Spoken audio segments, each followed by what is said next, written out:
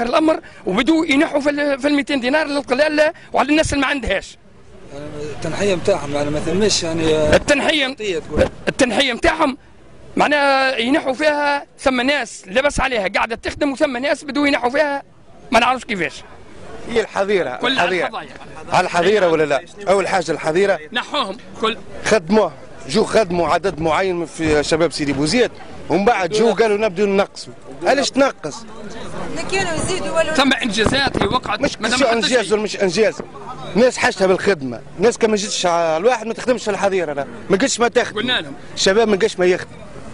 انت ما تصوروش برا صوروا القهاوي، شوفوا القهاوي ايش فيها عباد. طالبين الزياده في الحظاير هذه. المعاقة عمل زوج عمليات قالوا راه ميسور الحال وعمره 27 سنه، قالوا ميسور الحال نحوه ما رعني انه هونوا معاق ومعاق عامل عمليه على راسه لانه يخدم في المركب الرياضي، نحوه وحطوا في بلاصته مرة اخرى ميسوره وهو بايت بلاش ويقري في زوز في الجامعه. معناها تقصد ثم شكون نحوه ظروفه؟ كي كلمنا سيد معتمد قالنا حاكم العمده هو يتصرف هو العمده، وانا قابلته من السيد الوالي وعطيته نسخه من هذه وقال لي غلطه ولدك ما يتنحاش، ولدي تو ما رجعش وعامل عمليه على عيوني وعلى راسي وهان ولدي نحوه. ما قال لك نحو حاطينه في الملاحظه من عائله ميسوره الحال. هل انسان معاق وعامل زوج عمليات هل هو ميسور الحال؟ واللي خلوها متاكد ليه؟ متاكد انهم رجالهم يخدموا في ايطاليا وعندهم بوتونيرات وعندهم ديماكسات وعنده ثم اللي يخدم في المعتمديه والنجم نسمي لك حتى اسمه 5 اولاده يخدموا وولدنا ما يخدمش ونقرر في ماستير حاله يعني يرسل هذا حق نمشي لتونس ناتو هذه حق نصورها نمشي لتونس. يلزم تعملوا حل للمهزه هذه وازلام التجمع. هما قلت له قال لي راهو حاكم الشيخ الازلام التجمع هذوما لا نتحدث عن الناس الكل. الازلام التجمع هذوما يلزم ينحوهم المشايخ هذوما يلزم ينحوه هذه كيفاش توقع معناها خدمه الناس باش تمشي تخدم لازم تشوف الملفات نتاعهم. شنو انت يجيك العمده يقول لك هذا يستاهل الخدمه تعطيه هذا ما يستاهلش تنحيه ما يجيش. هذاك علاش ماشي باش توفى الفوضى الموجوده ديما في الولايه والمعتمديه في سيدي بوزيد مادامي ما هياش معناها الملفات قاعدين يدرسوا فيها.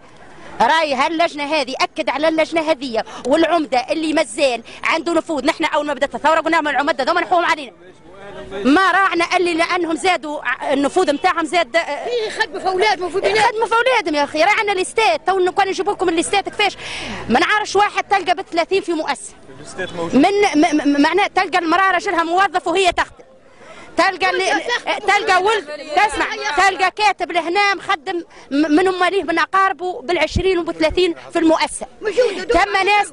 ثم ناس لبس عليها تجي كان نهار الخلاص باش تاخذ ال 200 دينار. ما يجيش كي هكا راهو المشاكل راهي ما تتعالجش بالطرق هذه. شهر طردوني نهار السبت قد علاش طردوك؟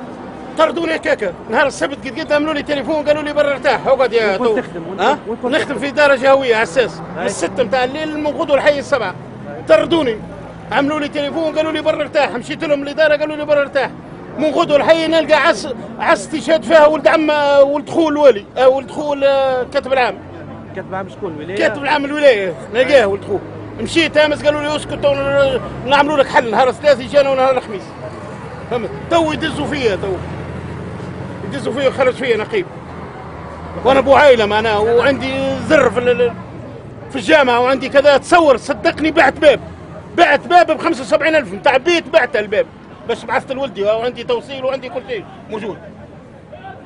انا اعطونا لواتي هم اعطونا تفكرونا. شنو مطالبك؟ مطالبي ما انا يرجعوني خدمتي الحمد لله من فضل الله هكا هو ما هربناش من القطره جينا تحت المزابح. احنا نحبوا باش اكل القطره في الشهري وناس 7 في العيله. راجل يعس في الجامعه ياخذوا 150,000 احسب 4 رقاب يركبوا منها 30,000 كل واحد. اش بقال؟ من الثوره جواب ورا جواب ارجع راس الشهر ما ثم حتى شيء. مش لاباس عليها والمدرسه اللي تخدم الواحد 30 والله 30 وتخرج معايا كنت حبته حتى بالسبعه. اما حاله العيله بالخمسه عزوزه كبيره وبنتها تصور البيبان ما ثماش مسكوا ما خلوهمش يخدموا مراه وعزوز وراجل معناها معاها وعاطلين على عمل 3 يخربوها بالشهر ويبطلوها وحالتهم تعبة على الاخر زي سامحني انت بطلتها والله بطلتها من قريب 5 مليار مشوا صبوهم ما خير توقفين كالبلطجيه سمى ليميت يخلص الواه نطالب ببحث في الموضوع كمواطن ما حد حتى بشيء نطالب بتصفيه الموضوع البحث في الموضوع للسلطه المعنيه والسلام عليكم.